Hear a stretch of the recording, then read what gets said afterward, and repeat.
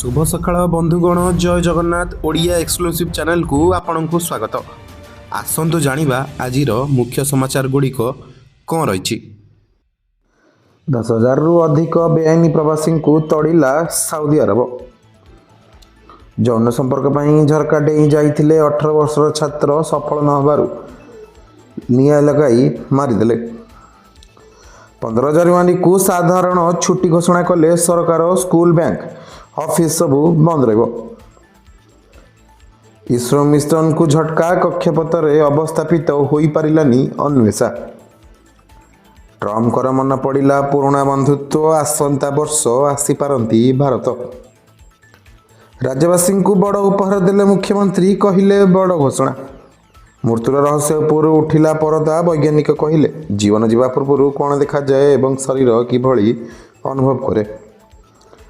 एपटे अष्टम श्रेणी छात्री प्रेम कहानी प्रतिदिन रात्रि रे सोई जीवा परे परिवार लोक निशा बटिका देई करती कौन।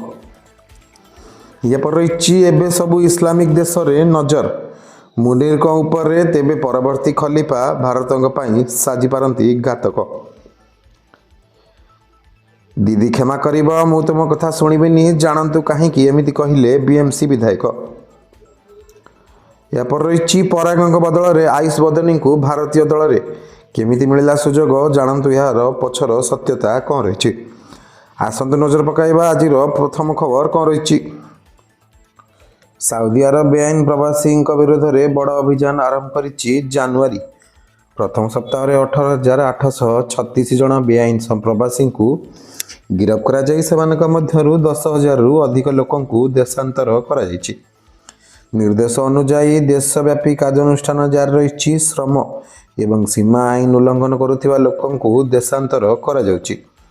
साउदी गृह मंत्रालय रिपोर्ट कहिछि जे सुरक्षा बाहिनी एवं सरकारी संस्था गुड़ी को नहीं एक मिलित अभियान रे जनवरी 1 रु 7 मध्य गिरफ्तारी करा जायतिला।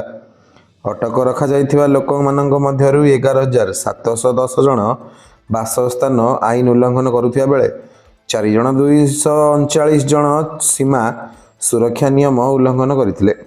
सेहीपरि 2,887 जन श्रम आईन उल्लंघन करुथिबा जणा पड़िथिला। सेमानक मध्यरु अधिकांश को देशांतर करा जायछि एवं अवस्थित लोकंकु साउदी अरबरु बाहर करिबा पई प्रस्तुति चलिछि बोली साउदी गृह मंत्रालय रिपोर्ट करिछि। या पूर्व जारी करा जायतिला 10,195 जन को देशांतर करा जायतिला। यह सहित 20,956 उल्लंघनकारी को यात्रा डॉक्यूमेंट पाइबा पई सेमानंक कूटनैतिक मिशन को पठाई दिया जायछि। सेहीपरि 5,201 जन को देशांतर करा जिबा पूर्व यात्रा व्यवस्था संपूर्ण करने को स्थानांतर करा जायछि। सेमानंकु खूब शीघ्र साउदी अरबरु बाहर करा जिवो। साउदी कर्तृपक्ष कहिछन जे 1,741 जन को बेआईन भावे देश रे प्रवेश करने को चेष्टा करथिबा बेले गिरफ्त करा जायछि। सेमानक मध्यरु 39% येमेन रु विस्थापित होइथिबा लोक अटती। सेहीपरि 60% इथियोपिया नागरिक 1% अन्य देशर लोक बोली जणा पड़िछि। या सहित 46 जन को बेआईन भावे देश छाड़िबा को चेष्टा करिया समय अटक रखा जायतिला। साउदी अरब पक्षर बेआईन भावे देश को प्रवेश करने साहाय्य करथिबा लोकक विरुद्ध रे कार्यानुष्ठान ग्रहण करा जाउछि। बेआईन प्रवासी को परिवहन में साहाय्य करने एवं बासस्थान जोगाइबा तथा निजुक्ति प्रदान करने अभियोग 19 जन को गिरफ्त करा जायछि। एभली व्यक्ति को 15 वर्ष पर्यंत जेल दंड देश एवं 10 लाख पर्यंत साउदी रियाल जोरिमाना हो पारे। अपराध व्यवहृत जानवाहन एवं संपत्ति मध्य जबत कर जाई पारे बोली गृह मंत्रालय कहिछि। साउदी गृह मंत्रालय अनुसार यही अभियान अंश स्वरूप वर्तमान 28,220 पुरुष एवं 1,636 महिला समस्त 29,883 विदेशी विरोध में तदंत जारी रही। आसंतु नजर पकाइबा परवर्ती खबर कौन रही। जौन संपर्क पर झरका दे जाइतिले 18 वर्षर छात्र सफल नबारु निया लगाई मारिदेले। बेंगलुरु रे जड़े सफ्टवेयर इंजीनियर को पोड़ी हत्या कर घटना एक नूतन मोड़ आनी। यही महिला सफ्टवेयर इंजीनियर हत्या मामला रे पुलिस पड़ोसी रोकथिबा जन युवक को गिरफ्त करिछि। तदंतरु जणा पड़िछि जे अभियुक्त माने यौन निर्यातना उद्देश्य महिला घरे प्रवेश करथिले एवं तांकु गोला काटी ହତ୍ୟା କରିଥିଲେ। ଏହାପରେ ପ୍ରମାଣ ନଷ୍ଟ କରିବା ପାଇଁ ତାଙ୍କ ଘରକୁ ନିଆଁ ଲଗାଇ ଦେଇଥିଲେ ପରେ ଯାହାକୁ ଅଗ୍ନିକାଣ୍ଡର ରୂପ ଦିଆଯାଇଥିଲା।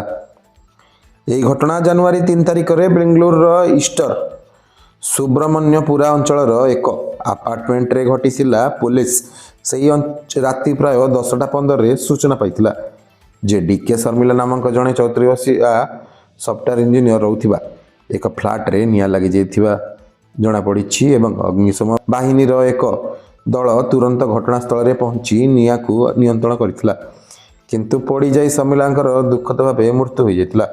ପ୍ରଥମେ ତଦନ୍ତକାରୀ ଟିମ୍ ଫ୍ଲାଟରେ ହଠାତ୍ ସର୍ଟ ସର୍କିଟ୍ ହୋଇଥିବା ସନ୍ଦେହ କରିଥିଲା। ପୀଡ଼ିତାଙ୍କର ଜଣେ ଘନିଷ୍ଠ ବନ୍ଧୁଙ୍କ ଅଭିଯୋଗ ଆଧାରରେ ରାମମୂର୍ତ୍ତି ନଗର ପୋଲିସ ଅପ୍ରାକୃତିକ ମୃତ୍ୟୁର ମାମଲା ରୁଜୁ କରିଥିଲା। ହେଲେ ଘଟଣାର ତଦନ୍ତ କରିବା ସମୟରେ ଏକ ଆଶ୍ଚର୍ଯ୍ୟଜନକ ସତ୍ୟ ସାମ୍ନାକୁ ଆସିଥିଲା। ଫୋରେନ୍ସିକ୍ ଅଧିକାରୀମାନେ ବିଦ୍ୟୁତ୍ ତ୍ରୁଟିର କୌଣସି ପ୍ରମାଣ ପାଇନଥିଲେ ଏବଂ ପୋଷ୍ଟମର୍ଟମ ରିପୋର୍ଟରୁ ଜଣାପଡ଼ିଛି ଯେ ଶର୍ମିଲାଙ୍କର ମୃତ୍ୟୁ ପୋଡ଼ିଯିବାରୁ ନୁହେଁ ବରଂ ଶ୍ୱାସରୁଦ୍ଧ ହୋଇଯାଇଥିଲା।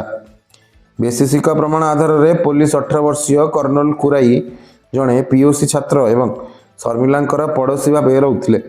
ତେବେ ପଚରାଉଚରା ପରେ ସେ ଶର୍ମିଲାଙ୍କୁ ହତ୍ୟା କରିଥିବା ଚ୍ୟାଲେଞ୍ଜ କରି ଖୁଲାସା କରିଥିଲେ ଏବଂ ପୋଲିସ କହିଛି ଯେ କୁରାଇ ଜାନୁଆରୀ 3 ତାରିଖ ରାତି 9ଟା ସମୟରେ ଏକ ସ୍ଲାଇଡିଂ ଝରକା ଦେଇ ଫ୍ଲାଟରେ ପ୍ରବେଶ କରିଥିଲା। ସେ ଯୌନ ସମ୍ପର୍କ ପାଇଁ ବାଧ୍ୟ କରିଥିଲେ ଏବଂ ଯେତେବେଳେ ଶର୍ମିଲା ଏହାର ପ୍ରତିରୋଧ କରିଥିଲେ ସେ ତାଙ୍କର ମୁହଁ ଏବଂ ନାକକୁ ଚାପି ରଖି ତାଙ୍କୁ ଚେତାଶୂନ୍ୟ କରିଥିଲେ। ଅପରାଧ ଭିଆଇବା ପରେ ଏହାକୁ ଲୁଚାଇବା ପାଇଁ କୁରାଇ ତାଙ୍କ ମୋବାଇଲ ଫୋନ୍ ନେଇ ପଳାଇବା ପୂର୍ବରୁ ଶୟନ କକ୍ଷରେ ତାଙ୍କର ପୋଷାକ ଏବଂ ଅନ୍ୟାନ୍ୟ ଜିନିଷପତ୍ର ସଂଗ୍ରହ କରି ନିଆଁ ଲଗାଇ ଦେଇଥିଲେ।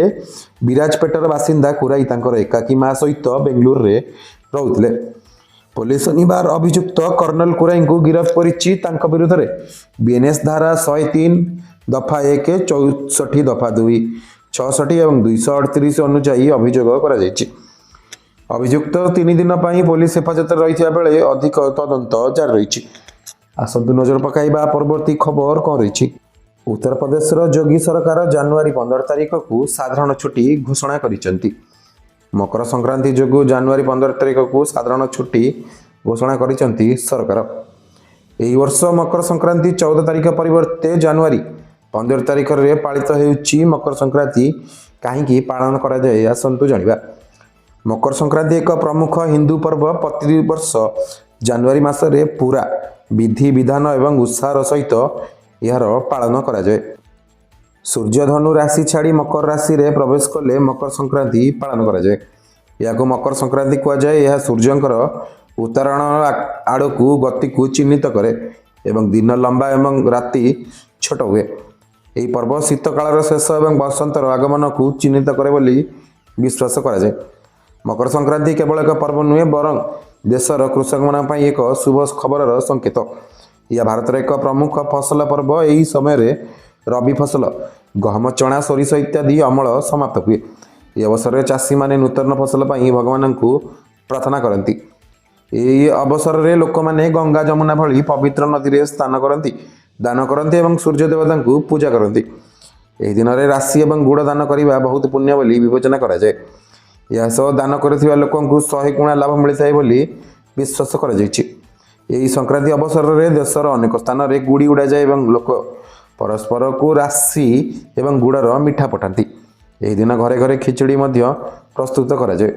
ସାମଗ୍ରିକ ଭାବେ ଏହି ଦିନକୁ ମହାଡମ୍ବରରେ ପାଳନ କରାଯାଏ ଏବଂ ଜାତୀୟ ପର୍ବଗୁଡ଼ିକ ମଧ୍ୟରେ ଏହା ଅନେକ ମହତ୍ତ୍ୱ ରଖେ।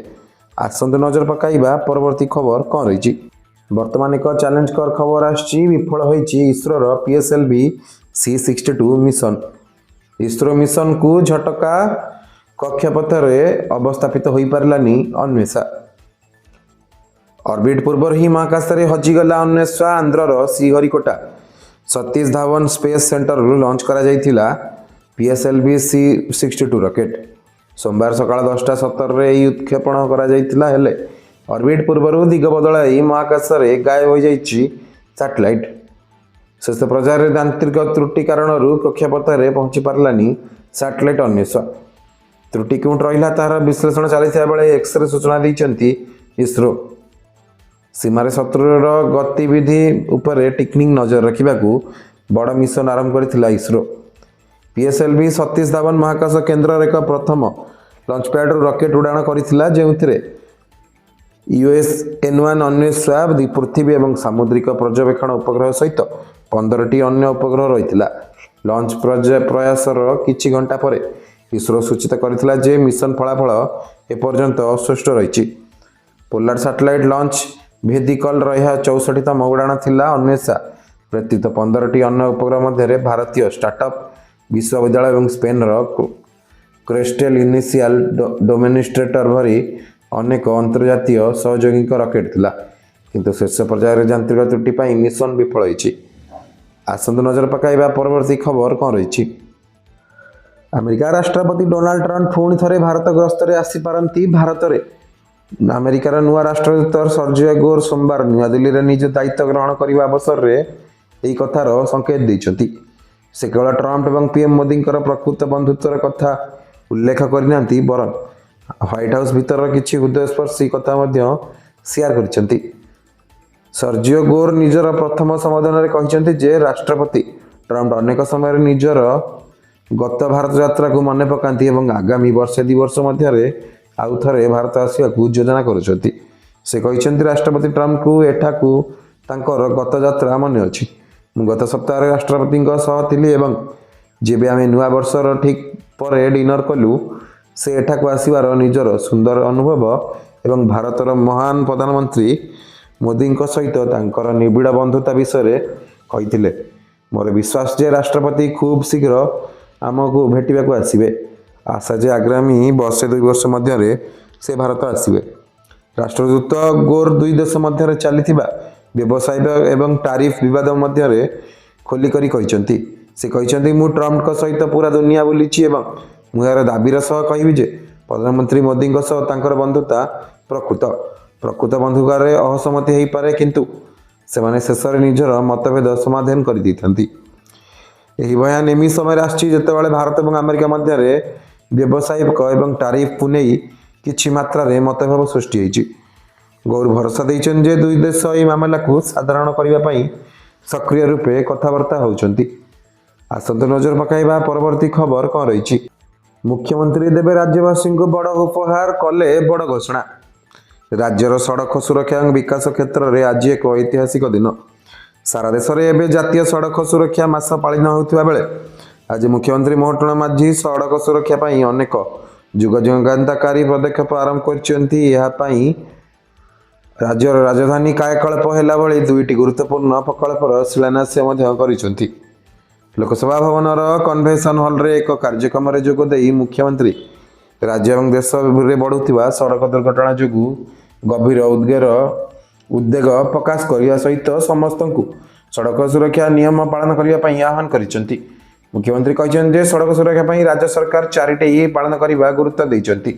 ସେଗୁଡ଼ିକ ହେଲା ଏଜୁକେସନ ବା ଶିକ୍ଷା, ଏନଫୋର୍ସମେଣ୍ଟ ବା ନିୟମର କଡ଼ାକଡ଼ି ସହିତ ଅନୁପାଳନ, ଇଞ୍ଜିନିୟରିଂ ବା ଯୋଗାଯୋଗ ଭିତ୍ତିଭୂମି ଏବଂ ଯାନବାହନରେ ଉନ୍ନତ ଇଞ୍ଜିନିୟରିଂ ବିଦ୍ୟା ପ୍ରୟୋଗ କରି ସୁରକ୍ଷା ବ୍ୟବସ୍ଥାକୁ ସୁଦୃଢ଼ କରିବା ଏବଂ ଏମର୍ଜେନ୍ସି ବା ଜରୁରୀ ସମୟରେ ତୁରନ୍ତ ଚିକିତ୍ସା ପ୍ରଦାନ କରିବା।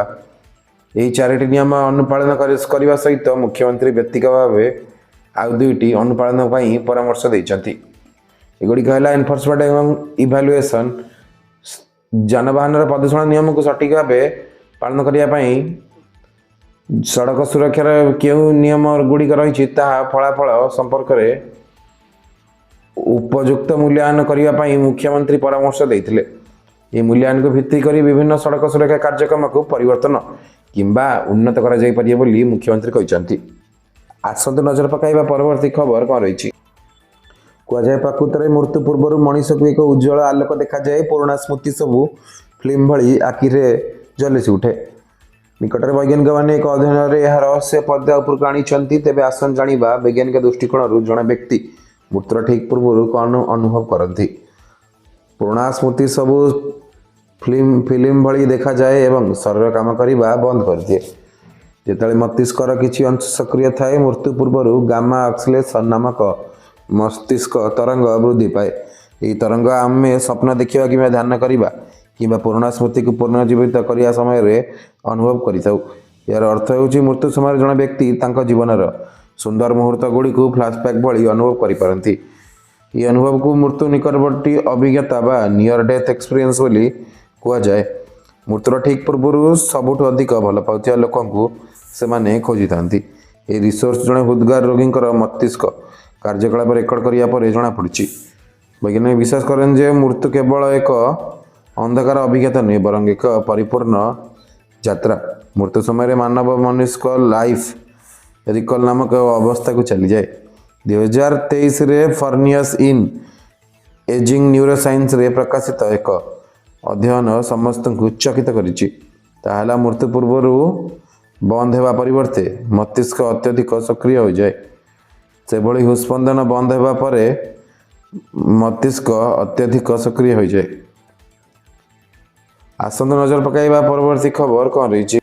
ଅଷ୍ଟମ ଶ୍ରେଣୀ ଛାତ୍ରୀଙ୍କର ପ୍ରେମ କାହାଣୀ। ପ୍ରତିଦିନ ରାତ୍ରିରେ ପରିବାର ଲୋକଙ୍କୁ ନିଶା ବଟିକା ଦେଇ ପ୍ରେମିକ ସହିତ କରୁଥିଲେ କ'ଣ? ନାବାଳିକାଙ୍କର ପ୍ରେମ ନିଶା ପ୍ରେମିକ ପାଖକୁ ରାତିରେ ଯିବ ବୋଲି ପରିବାର ଲୋକଙ୍କୁ ଦେଉଥିଲା ନିଶା ବଟିକା। ଖାଇବାରେ ନିଶା ମିଶାଇ ଦେଉଥିଲା ଆଉ ପରିବାର ଲୋକେ ଶୋଇପଡ଼ିବା ପରେ ପ୍ରେମିକ ସହିତ ରାତିସାରା ରହୁଥିଲା ନାବାଳିକା ଜଣକ। ଉତ୍ତରପ୍ରଦେଶର ଗୋରଖପୁର ଅଞ୍ଚଳରୁ ଆସିଛି ଏହି ଖବର। ନାବାଳିକାଙ୍କର ବାପା ଥାନାରେ ଏନେଇ ଝିଅ ପ୍ରେମିକ ନାଁରେ ଏତଲା ଦେଇଛନ୍ତି। ଜଣେ ନାବାଳିକାଙ୍କର ଏଭଳି ପ୍ରେମ କାହାଣୀ ଏବେ ସ୍ଥାନୀୟ ଅଞ୍ଚଳରେ ଚର୍ଚ୍ଚାର ବିଷୟ ପାଲଟିଛି। କଥିତ ଅଛି, ସବୁଦିନ ଚୋର ଘର ଅନ୍ଧାର ନଥାଏ, ଦିନେ ସବୁ ସତ ଜଣାପଡ଼ିଯିବ। ସେହିପରି ଝିଅଟି ଏଭଳି ଅସ୍ୱାଭାବିକ ବ୍ୟବହାର ସମ୍ପର୍କରେ ପରିବାର ଲୋକ ଜାଣିପାରିଥିଲେ, ଜାଣିଶୁଣି ଶୋଇବାର ଅଭିନୟ କରିଥିଲେ ଏବଂ ଯେତେବେଳେ ଝିଅ ଘରୁ ବାହାରି ଯାଇଥିଲା ପଛେ ପଛେ ଯାଇଥିଲେ। ଏନେଇ ଥାନାରେ ଝିଅର ବାପା ଏତଲା ଦେଇଥିବା ବେଳେ ପ୍ରେମିକ ଏବେ ଫେରାର ରହିଛି। ପୋଲିସ ସେହି ଯୁବକକୁ ଧରିବା ପାଇଁ ଖୋଜାଖୋଜି କରୁଛି। ପୋଲିସ ପକ୍ଷରୁ ମିଳିଥିବା ସୂଚନା ଅନୁଯାୟୀ ନାବାଳିକାର ବାପା ମୁମ୍ବାଇରେ ରଙ୍ଗ କାମ କରନ୍ତି। ସେ ଯେତେବେଳେ ଘରକୁ ଆସିଥିଲେ ଝିଅର ହାବଭାବ କିଛି ଠିକ୍ ଲାଗିନଥିଲା। ଏହା ସହିତ ସେ ତାଙ୍କ ସ୍ତ୍ରୀକୁ କହିଥିଲେ ଯେ ମୋତେ ରାତିରେ ପ୍ରବଳ ନିଦ ହୋଇଯାଉଛି। ଫଳେ ନାବାଳିକାଙ୍କ ବାପା ମଧ୍ୟ ଘରେ କିଛି ଦିନ ରହିବା ପରେ ତାଙ୍କୁ ମଧ୍ୟ ସମାନ ଅନୁଭବ ହୋଇଥିଲା। ସେମାନେ ଝିଅକୁ ଧରିବା ପାଇଁ ଶୀଘ୍ର ଶୋଇ ପଡ଼ିଥିଲେ। ଝିଅଟି ରାତ୍ରି 11ଟା ପରେ ଗୋଟିଏ ଶାଲ୍ ଘୋଡ଼େଇ ବାହାରକୁ ଯାଇଥିଲା। ସେମାନେ ତାକୁ ପିଛା କରିବା ପରେ ସବୁ ସତ ଜଣାପଡ଼ିଥିଲା। ସେପଟେ ଝିଅକୁ ପଚରାଉଚରା କରି ଜଣାପଡ଼ିଥିଲା କି ପ୍ରେମିକ କଥାରେ ସେ ଏପରି କରୁଥିଲା। ଦୀର୍ଘ ବର୍ଷେ ହେବ ଉଭୟ ପ୍ରେମ ସମ୍ପର୍କରେ ରହିଛନ୍ତି। ପରିବାର ଲୋକେ ଏକଥା ଜାଣିଲା ପରେ ସେମାନଙ୍କୁ ବିରୋଧ କରୁଥିଲେ। ତେବେ ଝିଅ ଘରଠାରୁ ପୁଅ ଘର ମାତ୍ର 200 ମିଟର ଦୂରରେ ଥିଲା, ଯାହାର ଫାଇଦା ସେମାନେ ଉଠାଉଥିଲେ। ପୁଅର ବୟସ 22 ହେଇଥିବା ବେଳେ ଝିଅଟି ଅଷ୍ଟମ ଶ୍ରେଣୀରେ ପାଠ ପଢ଼ୁଛି।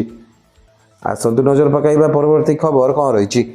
ଦିଦି କ୍ଷମା କରିବ, ମୁଁ ତୁମ କଥା ଶୁଣିବିନି, ଜାଣନ୍ତୁ କାହିଁକି ଏମିତି କହିଲେ ଟିଏମ୍ସି ବିଧାୟକ। ପଶ୍ଚିମବଙ୍ଗ ନିର୍ବାଚନ ପୂର୍ବରୁ ସରଗରମ ହେବାରେ ଲାଗିଛି ରାଜନୀତି। ଲଗାତାର ବିଜେପି ଟିଏମ୍ସି ସରକାରକୁ ସମାଲୋଚନା କରୁଥିବା ବେଳେ ଟିଏମ୍ସି ନେତାମାନେ ବିଜେପିକୁ ଟାର୍ଗେଟ କରୁଛି। ନିକଟରେ ହୋଇଥିବା ଦିଦି ଇଡି ଲଢ଼େଇ ସବୁଠି ଚର୍ଚ୍ଚାର ବିଷୟ ପାଲଟିଥିଲା। ତେବେ ପଶ୍ଚିମବଙ୍ଗରେ ଟିଏମ୍ସିକୁ ହରାଇ କ୍ଷମତାକୁ ଆସିବା ପାଇଁ ପ୍ରୟାସ କରୁଛି ବିଜେପି।